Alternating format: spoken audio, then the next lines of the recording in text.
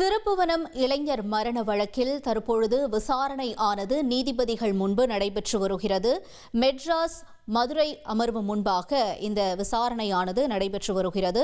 தொடர்ந்து முழுக்க சட்டவிரோதமாக நிகழ்ந்த காவல் மரணம் இது என்று வழக்கறிஞர் ஹென்றி அவருடைய வாதத்தினை முன்வைத்திருக்கிறார்.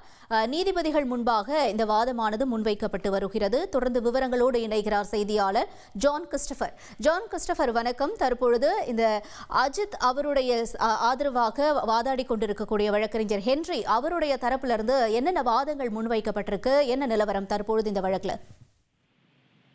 நிச்சயமாக விசாரணை என்ற பெயரில் மடப்புறம் பகுதியைச் சேர்ந்த அஜித்குமார் என்பவரை காவல்துறையினர் கைது செய்து அவரை தாக்கியதில் அவர் உயிரிழந்த சம்பவம் பெரும் பரபரப்பை ஏற்படுத்தியிருந்த நிலையில் இந்த வழக்கு தொடர்பாக விசாரணையானது இன்று சென்னை உயர்நீதிமன்ற மதுரை கிளையில் அமர்வில் தற்போது தொடங்கி நடைபெற்று வருகிறது.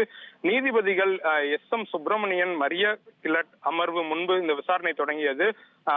இந்த விசாரணையில் அஜித்திற்கு ஆதரவாக அவரது வழக்கறிஞர் ஹென்றி தீபன் பல்வேறு சாட்சியங்களை முன்வைத்து தற்போது விவாதமானது நடைபெற்று வருகிறது. குறிப்பாக பிளாஸ்டிக் பைப், இரும்பு ராடுகளை கொண்டு அவரை தாக்கியுள்ளனர். அந்த புகைப்படங்களையும் அந்த வீடியோ காட்சிகளையும் ஹென்றி தீபன் நீதிபதி முன்பாக சமர்ப்பித்து அதை அவர்களுக்கு போட்டு காண்பித்துள்ளார். மேலும் காவல்துறையினர் அடித்த வீடியோவையும் போட்டு காண்பித்து இந்த வழக்கின் மனுதாரரான வழக்கறிஞர் மாரிஸ்குமார் ஏற்கனவே மனு தாக்கல் செய்து அவருடைய வழக்கானது விசாரிக்கப்பட்டு வருகிறது. தற்போது வழக்கறிஞர் ஹென்றி தீபன் தன்னையும் ஒரு மனுதாரராக இணைத்துக் கொள்ள வேண்டும் எனவும் மனு தாக்கல் செய்து அவருடைய வழக்கும் தற்போது விசாரணை நடைபெற்று வருகிறது.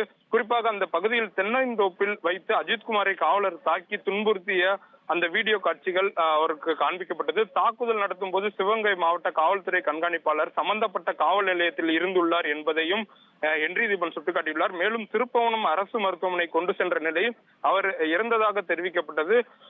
அப்போது அங்கிருந்து விசாரணை தொடங்கப்பட்டிருக்க வேண்டும். ஆனால் அவரது உடல் எதற்காக மதுரை கொண்டு வரப்பட்டது, அது சந்தேகத்தை எழுப்பியுள்ளது என்ற கேள்வியை முன்வைத்துள்ளார். மேலும் அவரது தாயாரும் சகோதரரும் 28ஆம் தேதி இரவு 12 மணி வரை தனது மகன் குறித்து விசாரித்துள்ளனர். திருப்புவனம் காவல் நிலையத்தில் இருந்த SP அஜித்தின் அம்மாவிடம் உங்கள் மகன் இறந்து விட்டார் என கூறியுள்ளார். நீதிமன்றத்தில் ஹென்றி தீபன் இந்த வாதங்களை முன்வைத்து நீதிபதியிடம் எடுத்துரைத்தார்.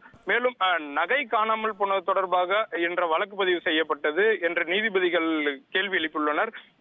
28ஆம் தேதி பதிவு செய்யப்பட்டது. அரசு தரப்பு நேற்று இரவு அது ஆன்லைனில் பதிவேற்றம் செய்யப்பட்டுள்ளதாகவும் கூறப்படுகிறது. குறிப்பாக CSR பதிவு புகார் அளித்தும் அரசு தரப்பிலிருந்து அதை முன்வைத்துள்ளனர். நகை திருட்டு புகார் கொடுக்கப்பட்ட பிறகு ஏன் போலீசார் வழக்கு பதிவு செய்யவில்லை என நீதிபதிகள் கேள்வி எழுப்பியுள்ளனர். மேலும் இது முழுக்க சட்டவிரோதமாக நிகழ்ந்த காவல் மரணம் எனவும் நீதிபதிகள் கூறுவதாகவும் தகவல் வெளியாகியுள்ளது. தலைமை காவலர் கண்ணன் இவர் மானாமதுரை DSPயின் சிறப்பு படையை சேர்ந்தவர். இவர் அங்கிருந்து திருப்புவனம் விசாரித்து விதி மீறுவதாகவே பார்க்க வேண்டும் எனவும் ஹென்றி தீபன் தரப்பானது முன்வைத்துள்ளனர் இந்த வாதத்தை. அஜித்குமார் விசாரணை போது தப்பியோட முயற்சித்துள்ளார் என காவல்துறையினர் எப்போதும் போல் கதை கூறுகின்றனர் என்று ஹென்றி தீபன் கூறியுள்ளார். அதே போல அஜித்குமார் விசாரணையின் போது தப்பியோட முயற்சித்துள்ளார் என காவல்துறையினர் எப்போதும் போல் முன்பு நடந்த லாக்அப் டெத் மரணத்திற்கு போன்றவே ஒரு தகவலையும் இதில் கூறியுள்ளதாகவும் ஹென்றி தீபன் சுட்டிக்காட்டியுள்ளார். அஜித்குமார் விசாரணை போது 2 முறை மேல் தப்பி ஓட முயற்சித்த போது கீழே விழுந்ததாகவும் அதனால் வலிப்பு நோய் ஏற்பட்டு அவரை ஆம்புலன்ஸ் மூலம் சிவகங்கை அரசு மருத்துவமனை, அதனைத் தொடர்ந்து அங்கிருந்து மதுரை அரசு ராஜாஜி மருத்துவமனைக்கும் பரிசோதிப்பதற்காகவே மருத்துவர்கள் பரிந்துரையில் இங்கு அனுப்பி உள்ளோம் என்றும் அவர்கள் கதை கூறுவதாகவும் ஹென்றி தீபன் கூறியுள்ளார். மேலும் திமுக சேங்கை மாறன் அவரது மனைவிக்கு பஞ்சாயத்து தலைவராக இருக்கிறார். அந்த பகுதியில் மகேந்திரன் திருப்புவனம் திமுக செயலாளர், காளீஸ்வரன் மானாமதுரை DSP ஆகியோர் அஜித் இறந்த பின்பு 50 லட்சம் தருவதாக அவரது குடும்பத்தினரிடம் சமரசம் பேசியதாகவும் ஹென்றி தீபன் நீதிபதியிடம் கூறியுள்ளார்.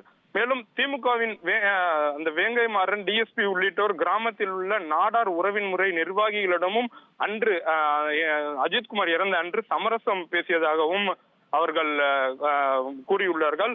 திருப்புவனம் நீதித்துறை நடுவர் விசாரிக்கும் போது அவரை சுற்றி காவல்துறையினர் சூழ்ந்திருப்பதாகவும் உடற்கூறாய்வு தொடங்குவதற்கு முன்பாக முன்பாகவே இவர்கள் அவரிடம் சமரசம் பேசும் பணியிலும் ஈடுபட்டுள்ளதாகவும் நீதிபதி வாதங்களை முன்வைத்துள்ளார். அஜித்குமார் கூறுவது பொய் என்று கூறியிருந்தால் திருப்போணம் காவல் ஆய்வாளர் மற்றும் காவல் கண்காணிப்பாளர்கள் நன்றாக கவனியுங்கள் என்று கூறியதாகவும் இந்த விசாரணை குழுவில் தலைமை காவலர் கூறியுள்ளார். ஆகவே அவர்கள் இருவரையும் வழக்கில் சேர்க்க வேண்டும் என வழக்கறிஞர் மாரிஸ்குமார் அவரது வாதத்தையும் முன்வைத்துள்ளார். தற்போது உள்ளே விசாரணையானது நடைபெற்று வருகிறது. அவர்கள் வெளியே வந்து நம்மிடம் பேசினால்தான் முழு விவரம் தெரிய வரும். ஃப்ரெண்ட் ஆக்கிக்கோங்க. 2.5 கோடிக்கும் அதிகமான தந்தி டிவியின் சப்ஸ்கிரைபர்ஸ் அண்ட் ஃபாலோவர்ஸ் குடும்பத்துல நீங்களும் இணையுங்க.